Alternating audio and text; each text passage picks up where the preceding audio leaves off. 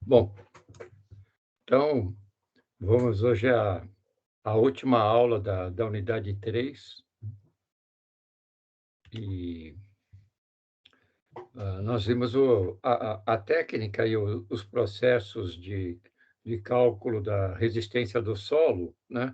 E, portanto, da ruptura também. E vamos ver os ensaios que têm que ser feitos aí para determinar, então, essa resistência do solo. Opa, chegou mais alguém aqui.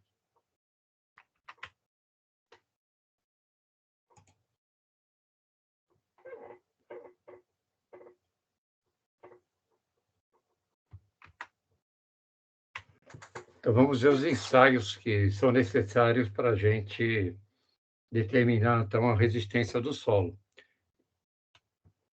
Bom, sempre começa com um problema proposto. Então, diz aí uma empresa projetista, a qual você é engenheiro, que compõe o corpo técnico. Está responsável pela abertura de uma rodovia estadual que transpassará uma região composta por uma sequência de maciços intemperizados. Estudos geológicos geotécnicos realizados apontaram que o maciço é composto por filito, que é uma rocha predominantemente de baixa resistência e que apresenta planos de foliação. Assim, a empresa deseja realizar uma escavação subterrânea no maciço, em solo residual, com o objetivo de abrir um túnel de forma a simplificar o traçado da rodovia. Bom, o que ele está falando aí? Está falando, então, que vai se construir uma... num local, né, em que a qualidade, então, da rocha não é boa, né? Tem baixa resistência, e a empresa vai fazer, então, uma escavação subterrânea para passar um túnel, né? No traçado, então, da rodovia. Bom, e o que eles precisavam, então? Determinar qual é a resistência desse solo onde vai passar a rodovia, o túnel onde vai passar a rodovia. Bom, aí foram coletadas amostras de solo residual do maciço e foram executados 3 ensaios de compressão triaxial adensados e não drenados, que é titulado de CU, cujos resultados são apresentados na tabela. Então, está aqui os ensaios, corpo de prova 1, 2 e 3, a umidade final, o valor de sigma 3,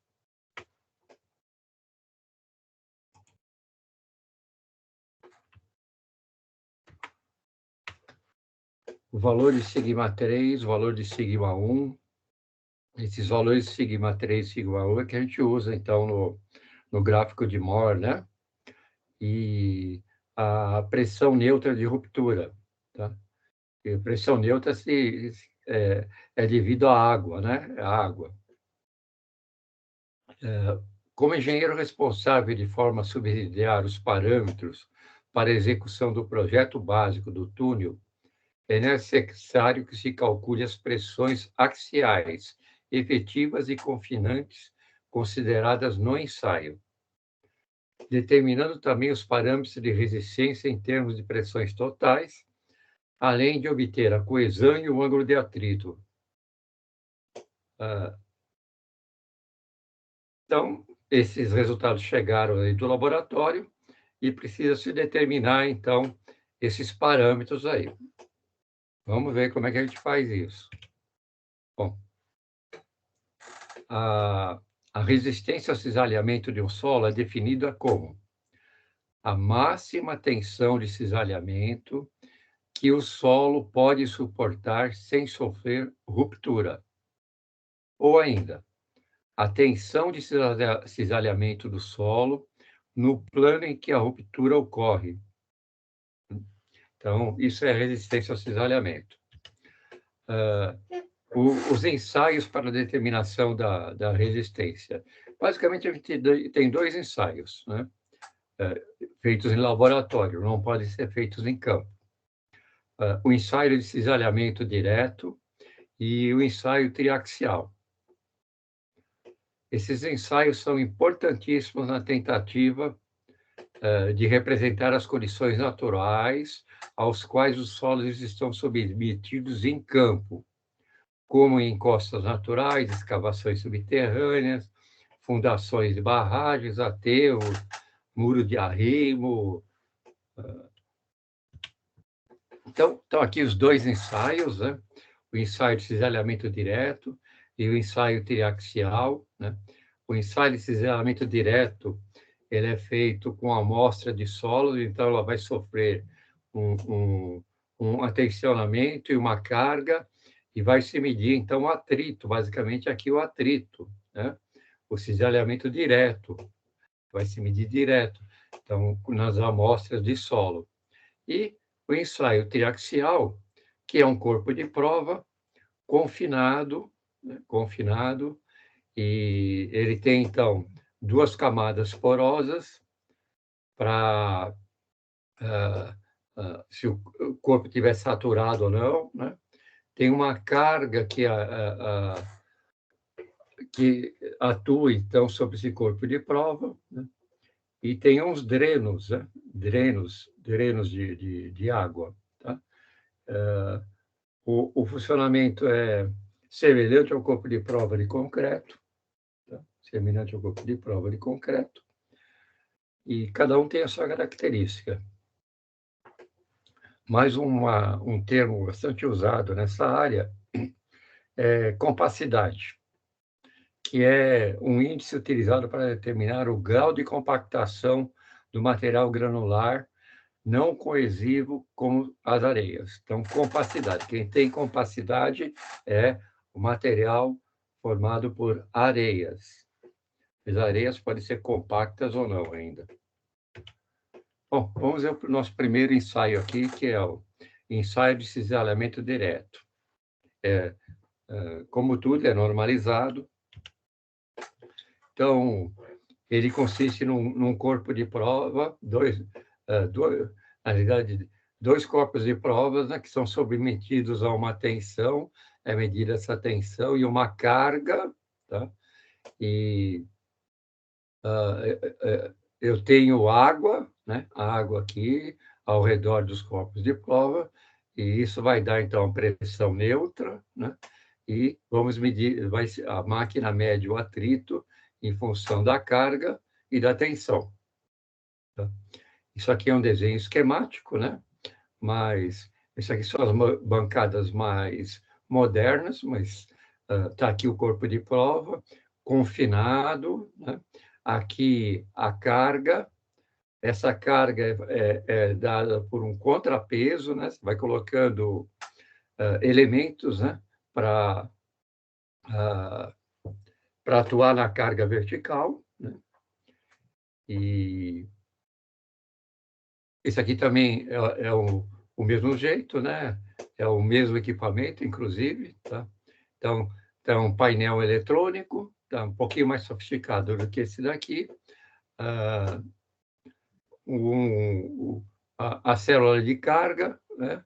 E a célula de carga 1 é para tensão vertical e a célula de carga 2 para tensão horizontal.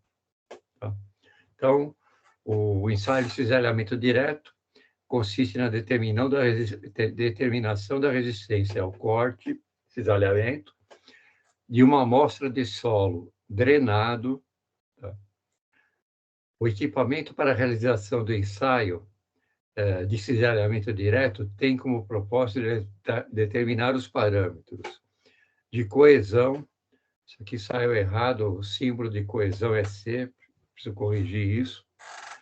Do solo e o ângulo de atrito interno, que é a letra grega φ. O ensaio de cisalhamento direto foi desenvolvido para a determinação da resistência ao corte de um corpo de prova de solo espesso. Tá? Então, esse é o o primeiro tipo de ensaio, né, que é o então, ensaio de cisalhamento direto, que é feito com esse equipamento aqui. Conforme está aqui, ó, ensaio de cisalhamento direto. Então, esse aqui é composto, o corpo de prova é uma camada só, tá? Só que tem deslocamento superficial e não tem deslocamento na parte inferior, tá? Então, essa relação entre a tensão e a carga vai me dar, então, a coesão e o atrito. Muito bem. Esse ensaio de cisalhamento direto, ele pode ser realizado de 3 formas, sempre em função da presença ou ausência de água. E também no solo natural, sem água, né? Na presença de água, o ensaio pode ser sem drenagem, sem escape de água da amostra, mesmo durante a aplicação da carga vertical, que é o adensamento, né? E do esforço cisalhante, né? Que é a carga horizontal. A segunda forma é permitir que a amostra sofra drenagem durante o carregamento vertical, de modo que, ao aplicar o esforço cisalhante, as pressões intersticiais, que são aquelas que ocupam os vazios nos poros, né, sejam nulas inicialmente, mas presentes durante a aplicação do esforço cisalhante. A terceira maneira é permitir a drenagem da amostra durante o ensaio, de forma que as pressões intersticiais sejam nulas durante a aplicação do esforço cortante, utilizando-se, então, para que isso ocorra, pedras porosas na base e no topo da amostra. E cabe ressaltar que nos ensaios adensados, sem drenagem e com drenagem à pressão vertical, esses ensaios recebem o nome de pressão de adensamento. Eu coloquei um link aqui que tem, então, no YouTube, aí, ó, esses ensaios aqui, né? Ensaio de cisalhamento direto. O laboratório da gente ainda não tem condições de fazer esse ensaio.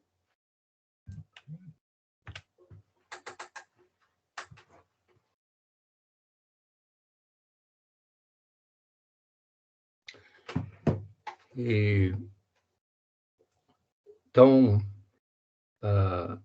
o que acontece nesses ensaios aí, né? Com a aplicação do esforço horizontal nas amostras, o ensaio pode ser classificado de 3 maneiras, que são essas 3 maneiras que nós vimos aqui, ó. A presença de água, sem drenagem; segunda forma, amostra com drenagem no carregamento vertical e drenagem durante todo o ensaio. Então, tem tudo a ver com a drenagem. Parece que chegou mais alguém. Lucas.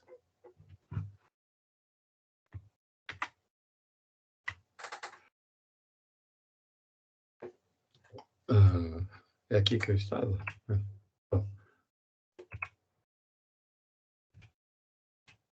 Muito bem. Nesses ensaios aí, não pulei nada, não?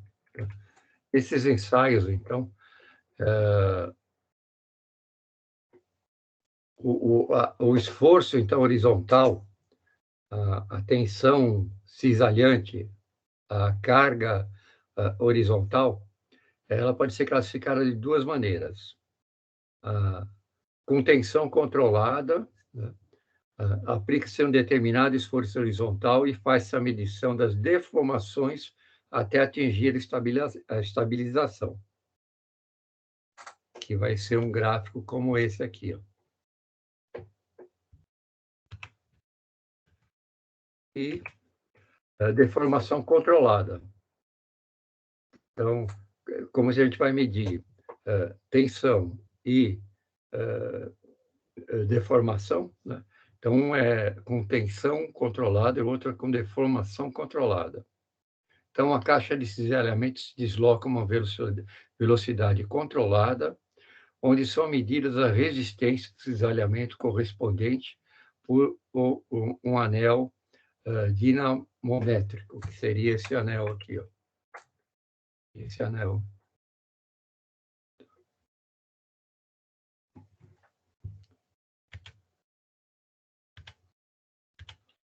Muito bem. Nesses ensaios também, é possível medir, então, a expansão e compressão do solo. A hora que o solo sofre uma compressão, né, pode ocorrer, então, a expansão e a compressão. A expansão é quando o solo, mediante uma carga, ele vai se acumulando, um em cima do outro, né? Os grãos em cima do outro. E a compressão é quando eles vão, então, diminuindo de volume, né? Então, a expansão aumenta o volume e a compressão diminui o volume, né? E esse fato aí é chamado de dilatância. Então, o que é a dilatância? Durante o cisalhamento, ocorre um aumento de volume em função dos arranjos dos grãos. E para que ocorra um deslocamento entre eles, é necessário um novo arranjo com preenchimento dos vazios existentes. A compressão. Durante o cisalhamento, ocorre uma diminuição de volume,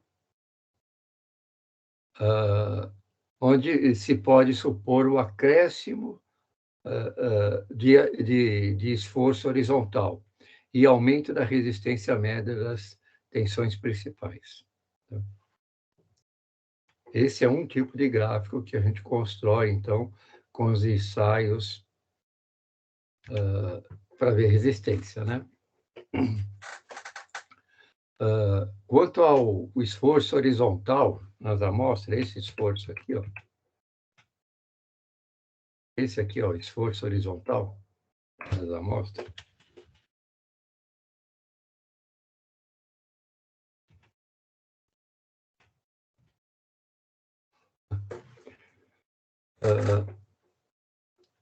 De maneira geral, né, como se aplica um esforço horizontal nas amostras, o ensaio de cisalhamento direto pode ser classificado de duas maneiras: tensão controlada e deformação controlada. A primeira é o ensaio com tensão controlada, onde para um determinado esforço horizontal, vai havendo a medição das deformações nesse sentido, até chegar à estabilização. Está vendo aqui? Ó? Vai se aumentando, então, o horizontal, que é a deformação, e a tensão cisalhante, né? Até que haja a tensão máxima, a tensão de ruptura, e isso aqui se estabilize. Isso para tensão controlada. Quando isso é realizado, então, com a tensão controlada, desculpe, é a força aplicada em quantidades iguais até que se ocorra a ruptura. Então, essas cargas aqui vão ser 1 quilograma força, 2 quilogramas força, 3 quilogramas força, né? São todas, então, com a tensão controlada. Então, vamos dar um gráfico aqui desse tipo aqui, ó. Tensão cisalhante e deformação horizontal. A segunda maneira seria, então, da deformação controlada, né? Então, esse primeiro aqui é a tensão controlada, então vai se variando com o mesmo espaçamento, vamos dizer assim, a tensão cisalhante, e na segunda forma, a gente vai, então, vai fazendo isso agora para deformação horizontal, tá? em espaçamentos regulares aqui. Então, a segunda maneira seria a condição de deformação controlada. Nesse ensaio, a caixa de cisalhamento se desloca com uma velocidade controlada. Tá? Nesse outro ensaio aqui, o que é controlado é a tensão cisalhante. E nessa segunda maneira aqui, o que é controlado é, então, a deformação. Se coloca, então, uma velocidade constante, né? Velocidade constante aqui. E o primeiro que a gente viu, isso aqui é variado uniformemente. Espera aí.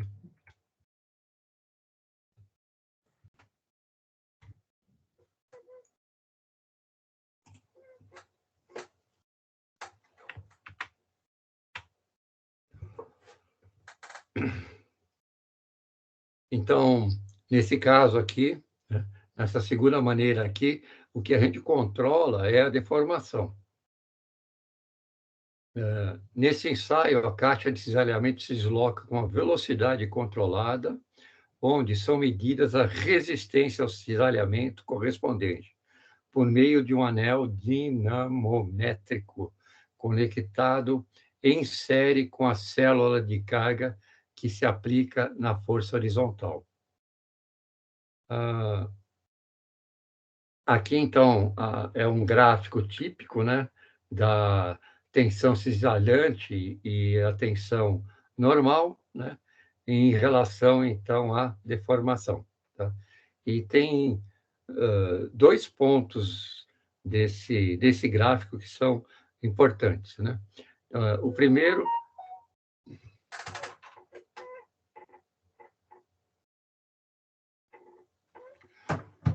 então, é a resistência ao cisalhamento máximo, né? Então, é o ponto máximo desse gráfico, né? E depois o cisalhamento crítico, né? Cisalhamento crítico, que é quando isso aqui estabiliza. Tá?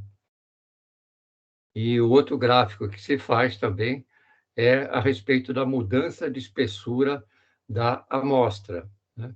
Então, se ele vai, então, expandir ou se vai comprimir, né? A,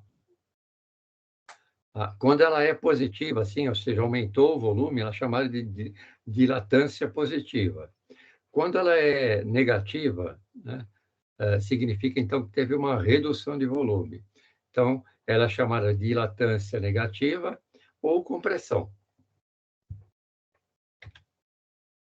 Bom, e com esses ensaios aí, né, eu tenho que ser no mínimo 3 ensaios, né? Eu tenho condições, então, de calcular o sigma mínimo, o sigma máximo de cada uma dos ensaios aí de amostra do solo, tá?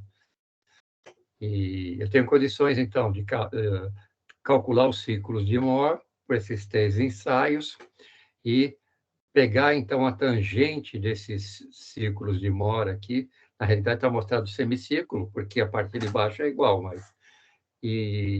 Então, isso aqui na tensão... Se isso aqui, se for areia, essa coesão aqui é zero. Se não for, esse valor aqui da ordenada, né, é a própria coesão. Do que? Das três amostras do mesmo solo. Tá? E o sigma, né, que é o atrito, né, o ângulo de atrito, ele é determinado, então, pelas tangentes, a linha, né, que une, então, as tangentes de cada círculo aqui. Então, se determina o ângulo de atrito. Né? E a tensão de ruptura, né, é o valor da coesão aqui, mais o sigma que foi aplicado, tá? Sigma que foi aplicado, vezes a tangente do ângulo de atrito.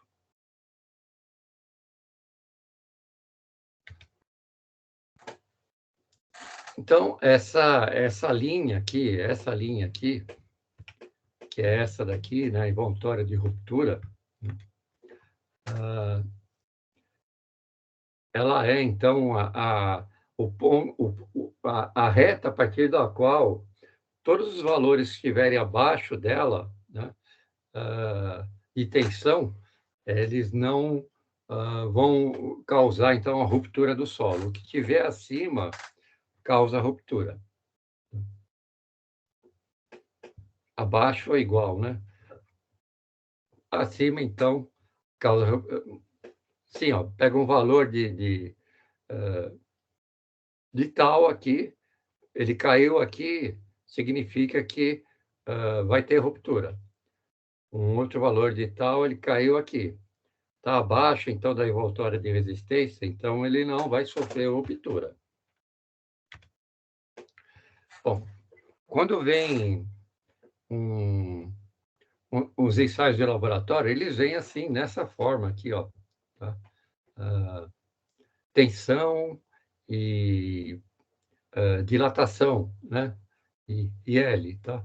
Então, isso aqui é um ensaio, né? Onde foi feito várias medições, né?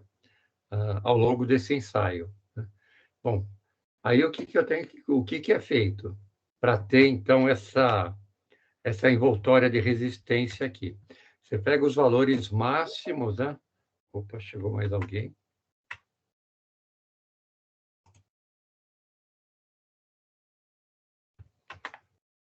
Você pega os valores máximos e traça, então, uma reta linear, né, que dê, então, a melhor correlação, né, entre esses pontos. Essa reta aí vai ser, então, o ângulo de atrito. E eu consigo calcular, né, porque isso aqui é um triângulo retângulo, então, e eu consigo calcular qual é esse ângulo aqui. Essa dimensão aqui, cateto adjacente, essa daqui cateto oposto, né? Seno dessa medida aqui, dividido por essa aqui, me dá, então, o ângulo, né? O arquicosseno dessa medida aí me dá, então, o ângulo de atrito. Nesse caso aqui, provavelmente deve ser uma areia, né? A coesão é zero. Então, está aí os resultados aí dos ensaios de cisalhamento direto convencional, né? E aí o solo é composto de areia e brita, tá?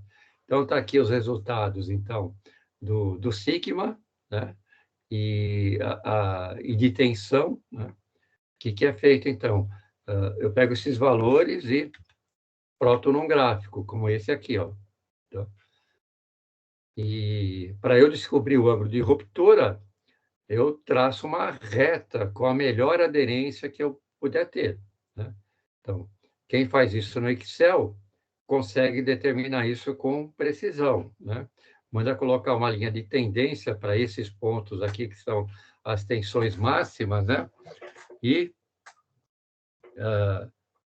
calcula, então, a correlação desses pontos em relação a essa linha de tendência, né?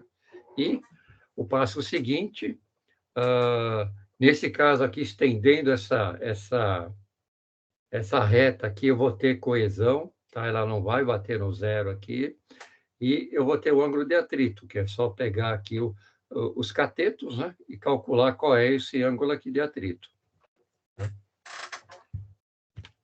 E é assim que é feito, tá? Assim que é feito, então, esse ensaio direto. E o outro ensaio também que se faz é o de ensaio triaxial. O triaxial é semelhante ao que se faz em corpo de prova de concreto, né? Só que ele é confinado, né? E ele pode ser drenado ou não. Então, vantagem desse ensaio de compressão triaxial. Os estados de tensões são conhecidos, permite o controle de poros, pressões, ou seja, da intensidade da tensão devido à água e é versátil. Desvantagem, é complexo e custa mais caro. Muito mais caro do que o outro, né? Como é que faz isso daí, então? Então, eu tenho um corpo de prova aqui do solo que eu pretendo determinar, então, qual é a resistência, né?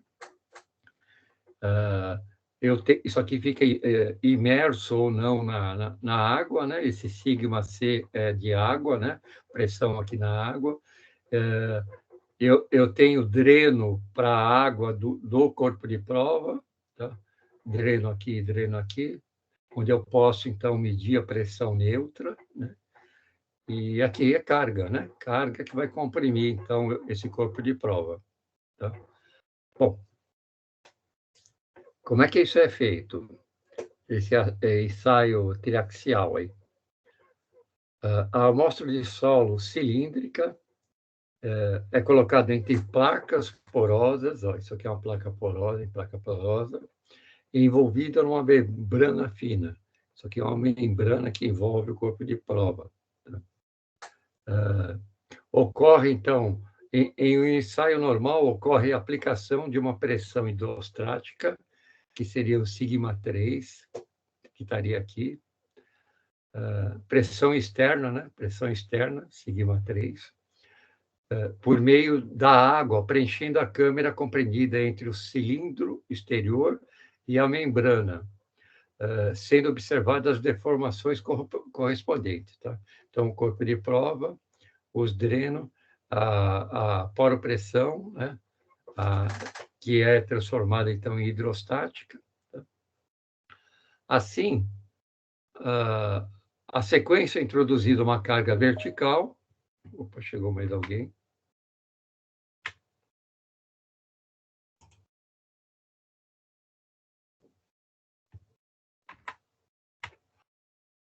Assim, depois de tudo isso equalizado, né? O corpo de provas, a pedra porosa, a tensão hidrostática devido ao fluido, né? Aí sim que se começa a aplicar a carga, né? A carga vertical, né? O pistão, que isso aqui é um pistão, né? Sobe devido à pressão da água, né? Então, quando você aplica aqui, então, a pressão hidrostática, esse pistão aqui da carga, ele adquire, então, uma poropressão. Então, ele sobe, né? Inicialmente ele sobe, né? Essa força vertical que o pistão tem que fazer para voltar à condição inicial, né? Para voltar, então, ele estava aqui, foi aplicada uma pressão hidrostática, né? E, obviamente, pistão sobe, e é marcado, então, a carga necessária para que o fundo desse pistão aqui volte, então, à condição inicial, de encostar, então, na pedra porosa e, portanto, então, no corpo de prova. Então, a força vertical necessária para retornar o pistão ao contato com a cabeça da célula do corpo de prova, né? Essa cabeça aqui, sem produzir tensão na amostra, quer dizer, isso tem que ir lentamente, de modo, então, que não se interfira na tensão da prova. Tá? A diferença entre a tensão vertical que foi submetida aqui, pela área da amostra, essa área aqui desse cilindro aqui, é o que chama de tensão desviadora. Tensão desviadora. A tensão desviadora pode ser compressiva, no ensaio de compressão, ou de tração, ensaio de extensão. A tensão a aplicação desta tensão pode ser de duas formas. Essa daqui, ó. Em um ensaio de tensão controlada e é aplicada com uma força de um pistão conhecida, sendo medidas as deformações até chegar à estabilização.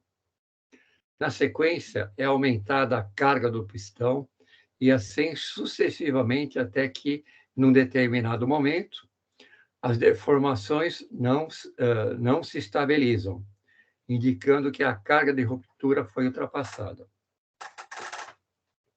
E outro tipo de ensaio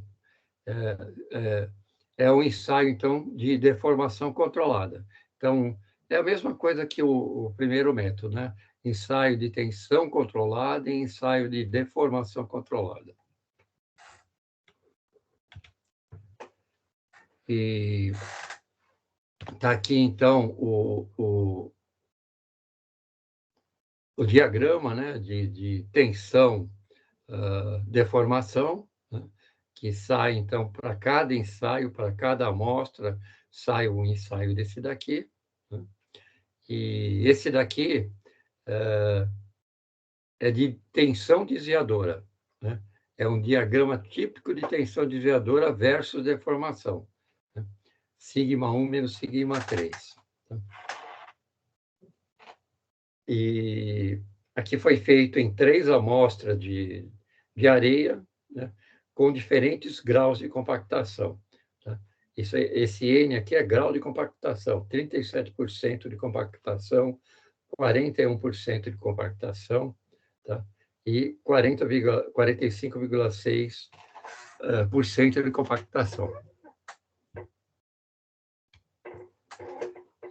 Então, esses 3 tipos de ensaio triaxial, pelo menos do modo convencional, eles são divididos entre ensaio adensado drenado, que é o CD, ensaio adensado não drenado, que é o CU, ensaio não adensado e nem drenado, que é o U. Bom, o CD, né, ensaio adensado lento, também é chamado, né, ou adensado drenado, o CD. Esse CD é do inglês, né? Outro nome dado a esse ensaio é ensaio lento, slow, né? Porque para fazer esse ensaio o tempo é muito lento, né? Para até atingir, então, a dissipação das pressões neutras devido à água, né? Então, é bem lento. Nesse ensaio, a drenagem do corpo de prova é permanente. Assim, é aplicada uma pressão confinante e espera-se que o corpo de prova adense, ou seja, a pressão neutra se dissipe, expulsar a água da amostra, isso que está dizendo aí. Em seguida, a tensão axial é aumentada pouco a pouco para que a água da sobrepressão possa sair.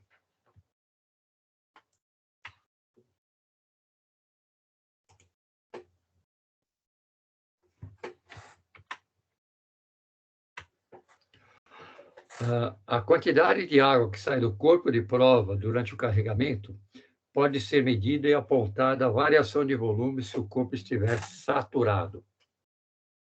As tensões sigma 1 e sigma 3 são aplicadas lentamente e a válvula é aberta, permitindo a saída da água, que da pressão, né? Até chegar em zero. O outro ensaio é o chamado ensaio rápido, né? Adensado não drenado, que é o CU. Esse ensaio se aplica, então, a uma pressão confinante e se deixa dissipar a pressão neutra correspondente. Com isso, o corpo de prova adensa sob pressão confinante. Em seguida, carrega-se axialmente sem drenagem. Ele também é conhecido como rápido ou pré-densado, rápido pré-densado, que indica a resistência não drenada em função da tensão de adensamento. Se as pressões neutras forem medidas, a resistência também é controlada em termos de tensão, razão pela qual Esse ensaio é muito utilizado, pois permite encontrar a envoltória das resistências em termos de tensão efetiva num prazo muito menor do que o ensaio de CD, que é o anterior que a gente viu. A tensão sigma-3 é aplicada lentamente e a tensão sigma-1 rapidamente, não permitindo, então, a saída de água. E o outro ensaio, né, que é o UU, ele não é drenado e também não é adensado, né? O símbolo 1 também vem do inglês, né? Vem do inglês, e é um ensaio em que o corpo de prova é submetido a uma pressão confinante, né? E, em seguida, sem que se permita qualquer drenagem, é efetuado o carregamento axial. O teor da umidade permanece constante, não vai haver variação de volume se o corpo de prova estiver saturado. Geralmente, o ensaio é interpretado em termos de tensões totais. As tensões sigma-1 e sigma-2 são aplicados rapidamente com válvulas fechadas, não permitindo a saída da água. Ele é importante para a caracterização de argilas moles, né, saturadas, né? Então, está aqui, nos solos, de maneira geral, né, nos solos arenosos saturados, né, eu tenho, então, isso aqui é ruptura, né, e isso aqui é coesão, né? Em solos arenosos saturados, né, eu uso, então, o CD. Em solos argilosos saturados, então, aqui é arenoso, aqui é argiloso, para determinar, então, o ângulo de atrito e a coesão, eu uso o CU. Para solos argilosos saturados, né? E com resistência não drenada, ou seja, não posso usar, então, o dreno, né? Eu utilizo, então, o né? Não consolidado, não drenado. Tá bom. E aí, vem os resultados do ensaio. Como é que eu consigo determinar, então, o ângulo de atrito, né? E a coesão, né? Como é que eu consigo determinar? No caso do CD, que é o lento, né? Aplica-se a pressão confinante e espera-se que o corpo de prova adense, ou seja, que a pressão neutra se dissipe. Aí você pega os valores de sigma-1 e sigma-3 e sigma-1, traça, então, o ciclo de Mohr, a gente usa, na realidade, o semicírculo, né? E pelo método tradicional, pela tangente, então, dos ciclos de Mohr, né? Essa tangente aqui vai me dar um ângulo, né? Que isso aqui vai ser o ângulo de atrito, e aqui, nessa ordenada aqui, que é a tensão tangencial, eu vou ter coesão. Para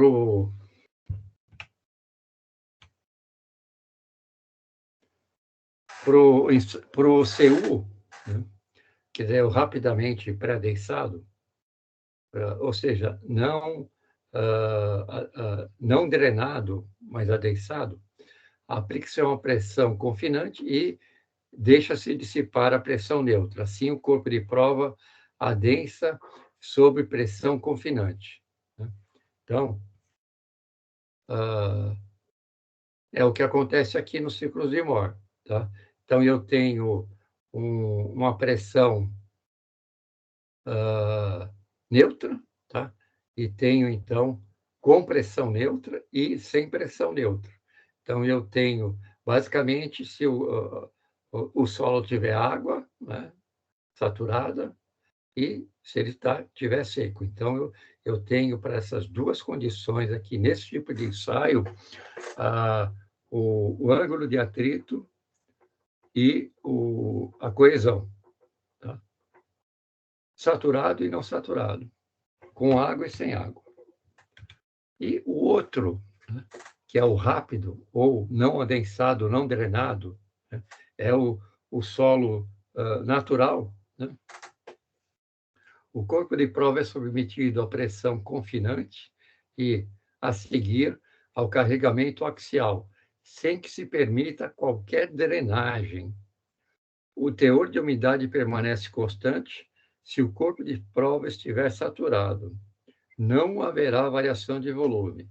Então, você vai pegar os ensaios, se for nessa condição aqui, os ciclos de Moore vão ter, então, não vai ter atrito, tá? Não vai ter atrito, só vai ter coesão. Acho que chegou mais alguém.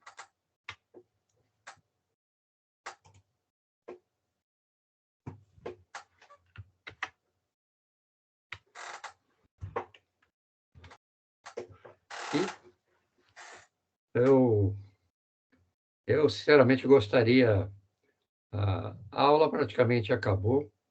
Eu sei que o assunto desenvolvido assim não é legal, né?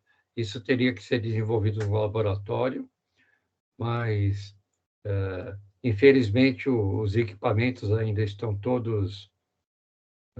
Eu acho que existem os equipamentos, né?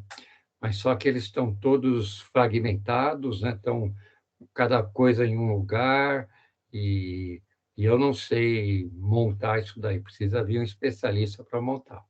Essa aula seria muito Ô, mais professor, produtiva.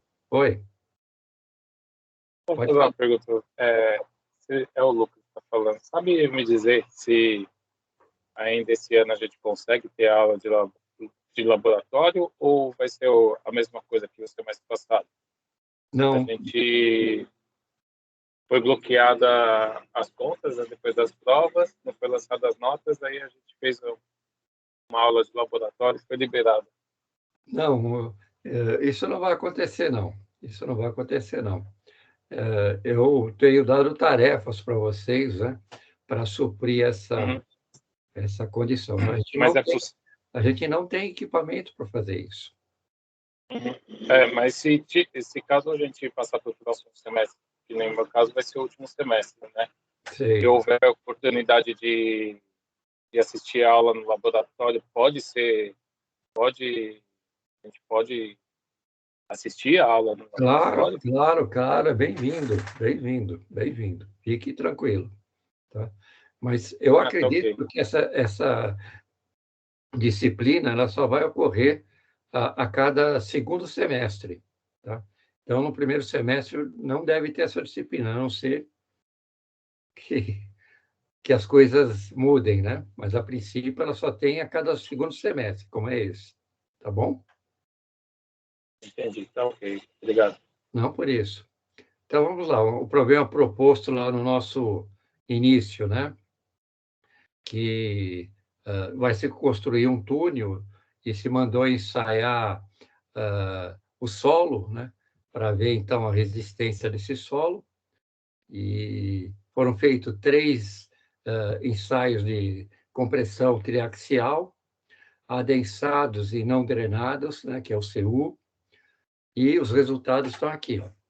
Foi dado cada 3 corpos de prova, a umidade final, o sigma 3, né? O sigma 1 e a pressão neutra de ruptura. Tá? Para utilizar esses dados aqui e interpretar, então, qual é a resistência desse terreno aí, ver se ele é compatível para construir um túnel, né? Bom,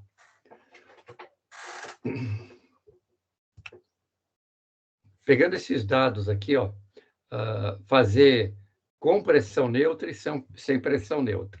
Tá? Então, construir o ciclo de Moore. Primeiro caso, sigma 3 e sigma 1.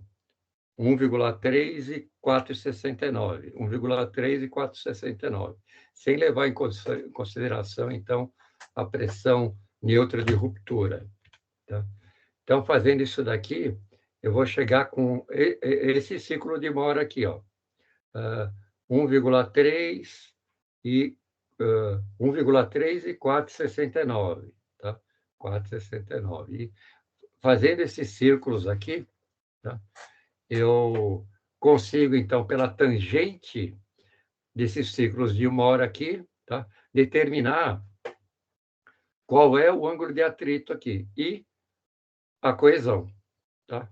Como que foi feito isso daqui? A gente já viu isso aqui. Como é que eu determino o centro de cada uma dessas, dessa relação sigma 3, sigma 1? O centro sai, então, de sigma 1 mais sigma 3, tá? 1,3 mais 4,69, tá? Dividido por 2,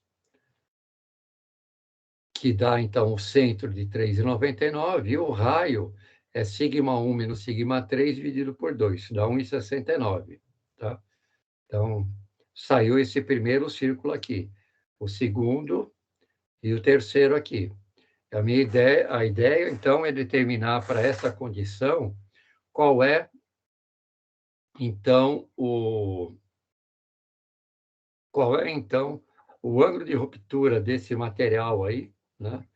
E qual é a coesão desse material sobre o qual vai se construir, aliás, através do qual vai se construir, então, o túnel, tá? Então, se determinou que esse ângulo aqui, pela tangente, então, dos círculos de Mohr, dos valores dos 3 ensaios, tá? É 20 graus, e a coesão é de 1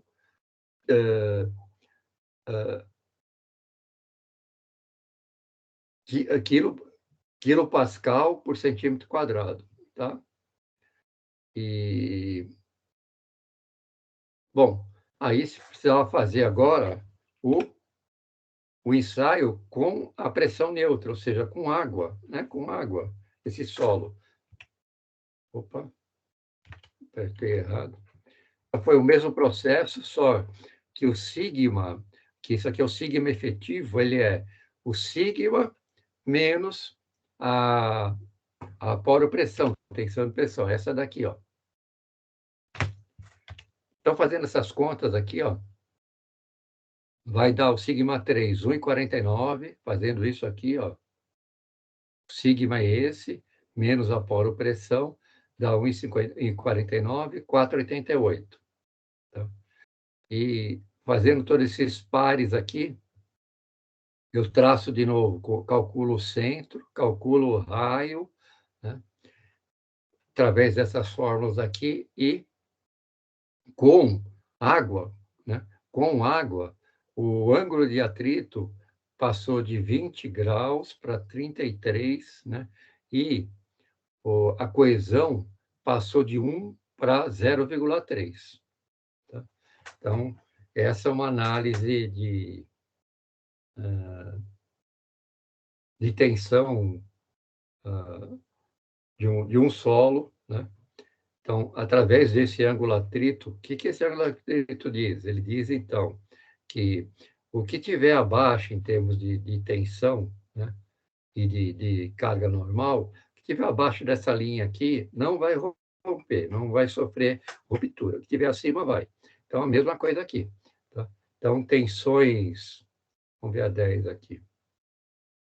Isso aqui vai dar centro, raio, 4,45, então, isso aqui tem 4,45 aproximadamente, que é o raio, ó, 4,45. Então, tensões abaixo de 4,45, nesse escopo aqui, não vão sofrer ruptura.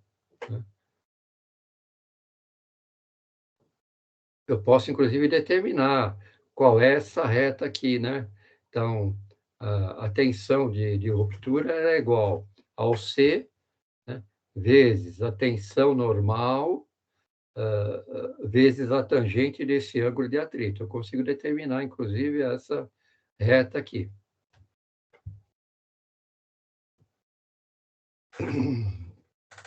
Muito bem. E o livro didático de vocês apresentou mais um exercício.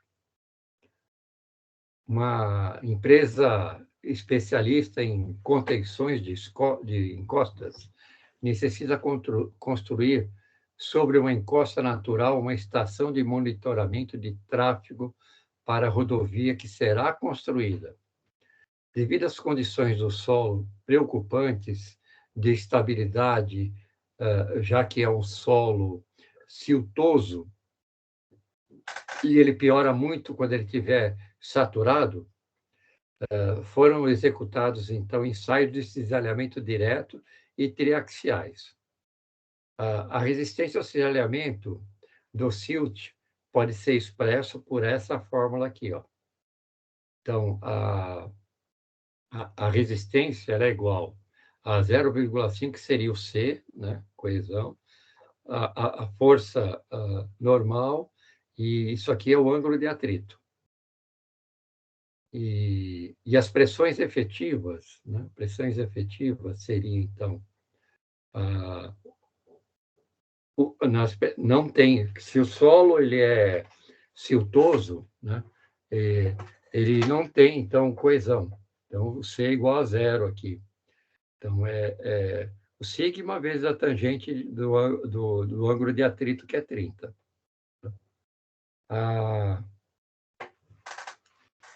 A equipe técnica solicita, então, que o engenheiro responsável determine a pressão neutra na ruptura de forma a subsidiar os parâmetros de projeto necessário. Bom, o que foi feito aí? É simplesmente, então, qual é o parâmetro que precisa ser calculado, né? Eu sei, então, que sigma1 mais sigma3 dividido por 2 vezes o cosseno de φ, tá? Me dá essa resposta aqui. Tá? Isso foi construído, né? E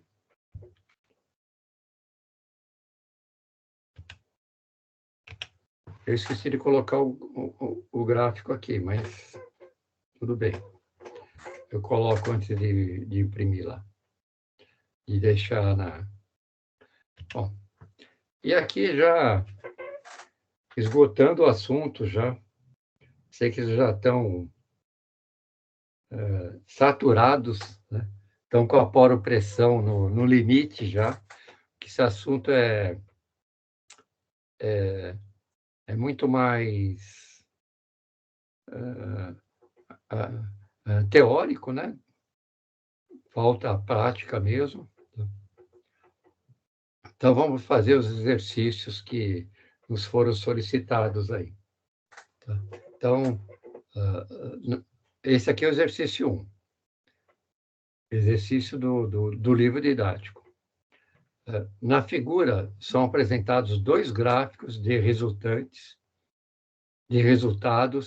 Eu vou chegando aqui também, vou ficando cansado, tá?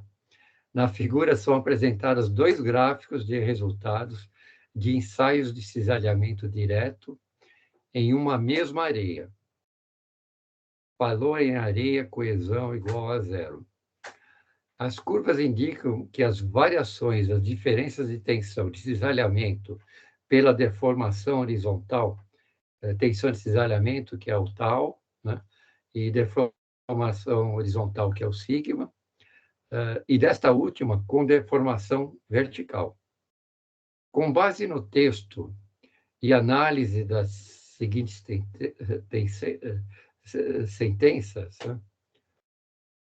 Aponte, então, qual é a alternativa correta. Então, a primeira assertiva, ela diz assim, o solo 2 é mais compacto que o solo 1 e tende a expandir. O solo 2 é mais compacto que o solo 1 e tende a expandir. Se ele for mais compacto, ele não vai expandir. Tá? Isso aqui é uma inverdade. O solo 2 tende a sofrer compressão se comparado com o solo 1. Isso é verdade. Isso é verdade. Então, o 2 é verdade. Em um gráfico de Mohr, o solo 1 apresentaria um ângulo de atrito maior do que o solo 2. solo 1 apresentaria um ângulo de atrito maior do que o solo 2. É verdade, é verdade. Ele tem tensões maiores, né? Tensão maiores, então vai sofrer, então, um ângulo de atrito maior. E a 4, em um gráfico de Mohr, o solo 2 apresentaria um ângulo de atrito maior do que o solo 1. Não, não é verdade. Então, nesse caso aí, apenas a alternativa 2 e 3 estariam corretas. Então, aqui está a explicação, né? Apenas a alternativa ou afirmativa 2 e 3 estão corretas. O solo 1 é uma areia compacta e o solo 2 é uma areia fofa. Quando uma areia compacta sofre desalhamento, ela tende a expandir, e quando o estado fofo tende a diminuir. Tem mais vazios, né? Se ambos os resultados fossem postos num gráfico de Mohr, a areia, no estado compacto, apresentaria, então, um ângulo de atrito maior.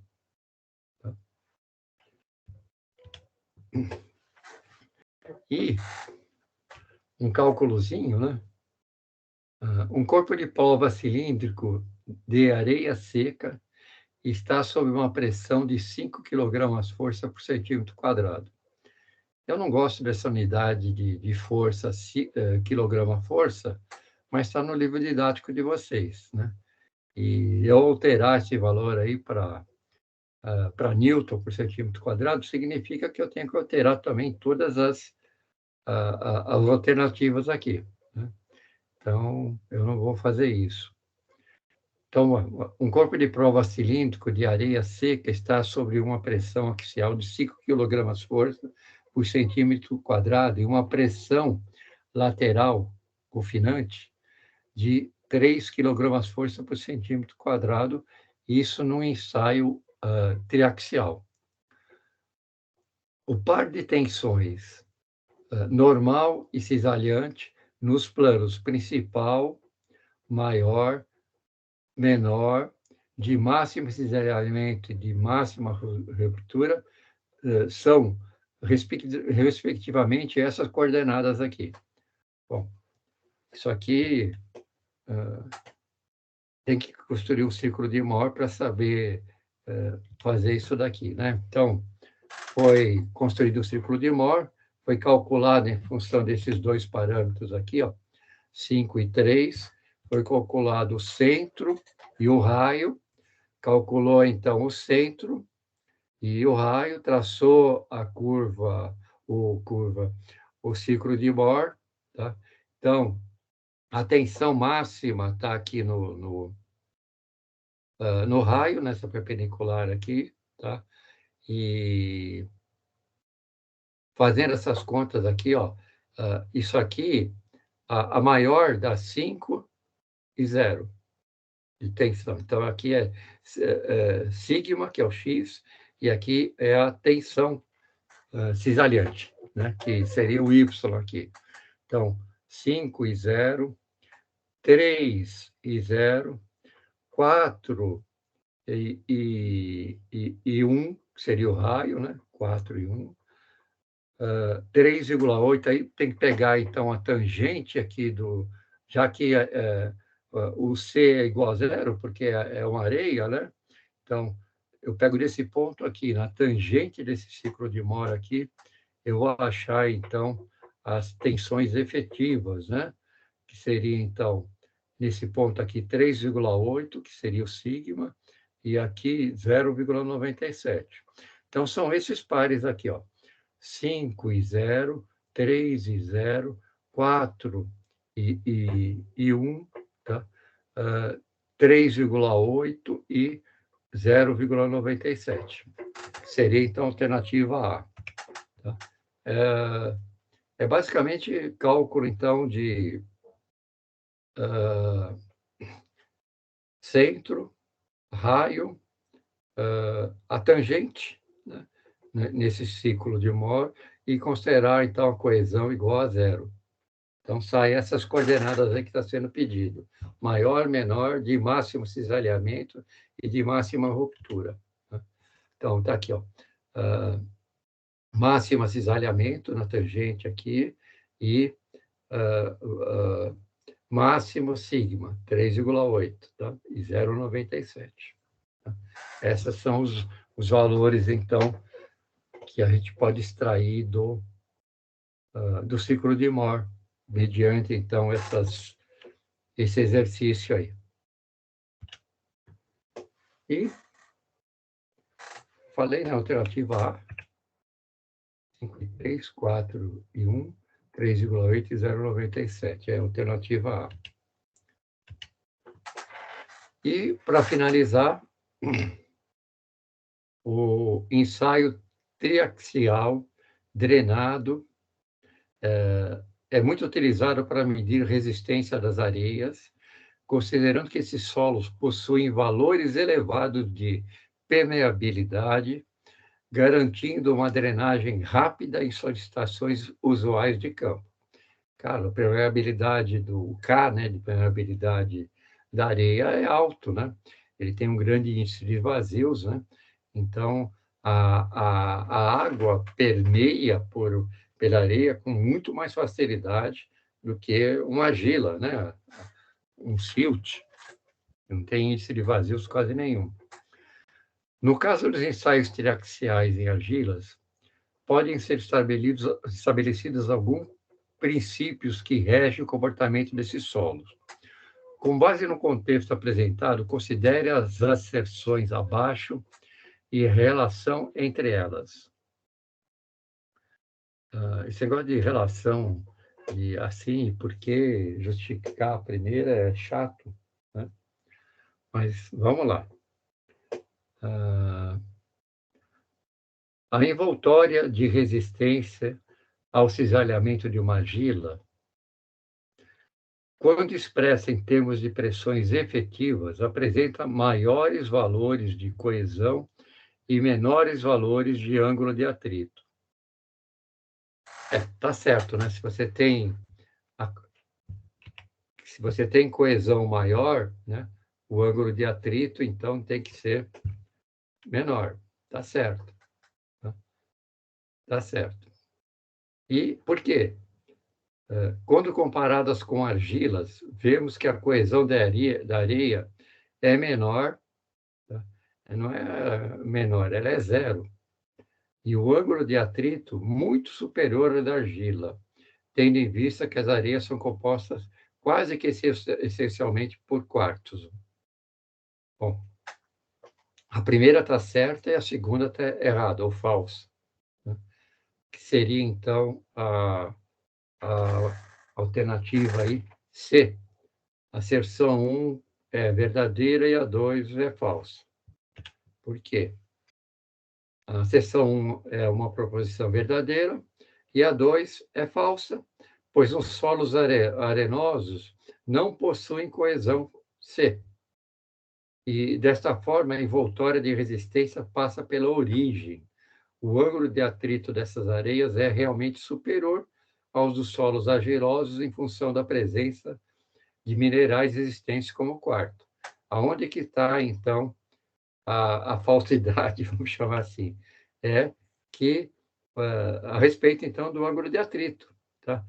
O ângulo de atrito é menor, mas ele é zero. E falta a gente fazer uma atividade ainda. Tá? No dia 16, agora, eu recebi as informações aqui da instituição. No dia 16, eu tenho que lançar todas as notas das atividades, né? Eu já lancei de uma, e vou lançar até o dia 15, que é a semana que vem, terça-feira, que é feriado, inclusive, até segunda-feira, que é dia 15, que é um feriado, vocês precisam me entregar essa atividade para eu lançar a nota na segunda atividade. Eu nem falei qual é, né? Bom, é para fazer, então, uma análise desse solo aí, né? E, então, é individual, manuscrita, enunciado, tabela e respostas, e entregar exclusivamente pelo ABA corporativo até dia 16/11. Mas eu vou pedir para você entregar até dia 15. 16 eu tenho que lançar as notas, tá?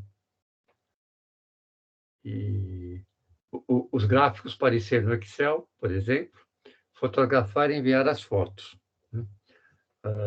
O solo é composto de brita e areia, foi ensaiado com cisalhamento direto, conforme essa tabela aí.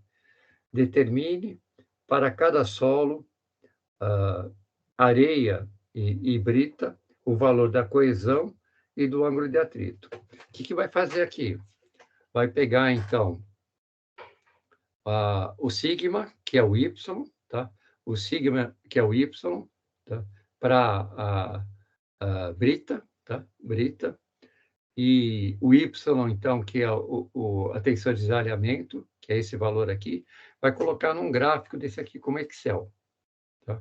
Vai pedir, então, para o Excel colocar a curva de tendência. Você escolhe, então, a reta, lá, né, linear, e pede para colocar, então, a equação da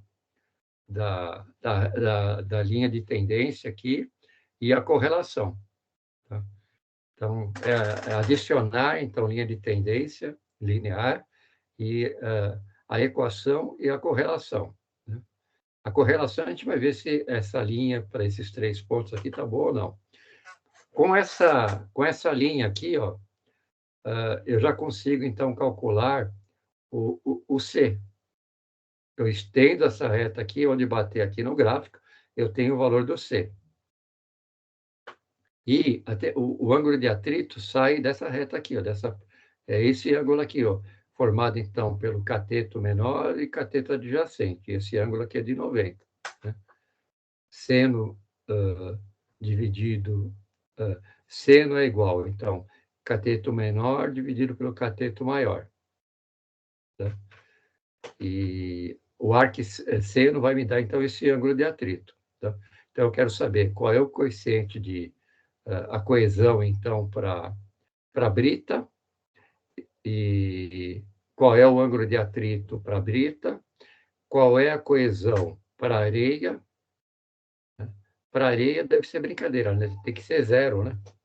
Coesão para areia, ou muito próximo disso. E qual é, então, o ângulo de atrito para esse ensaio aqui, tá? Aqui também já apresentou o ângulo de atrito do ensaio, né? Mas a gente não quer do ensaio, a gente quer da amostra, né, toda, né, do solo. Então, não é difícil, né? Não é difícil. É só, então, eu quero o valor da coesão para a brita e o valor da coesão para areia, né?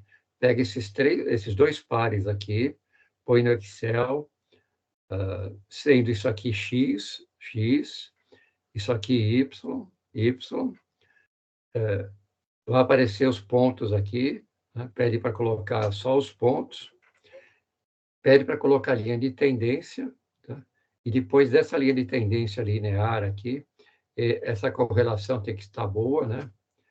Tem que estar boa, em torno de maior que 0,95, né? E significa, a correlação é exata quando essa correlação ao quadrado for igual a 1, tá? Isso quer dizer que 0,96 está bom, né? Nesse caso aí.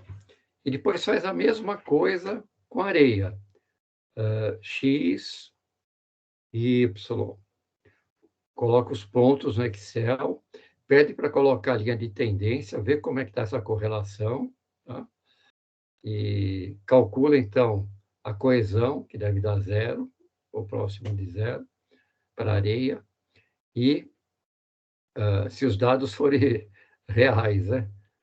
E calcula, então, o ângulo de atrito para a areia. Só isso, tá? Não, não é muito trabalhoso, né? É só pegar esses pares aqui, né? Colocar no Excel, colocar para colocar a linha de tendência e calcular. Estende isso daqui, pode, se quiser imprimir isso daqui com uma régua mesmo, né? Com uma escala adequada aqui, ver qual é a coesão, tá? E pode, inclusive, com a régua mesmo, calcular, desde que seja nas escalas corretas, né?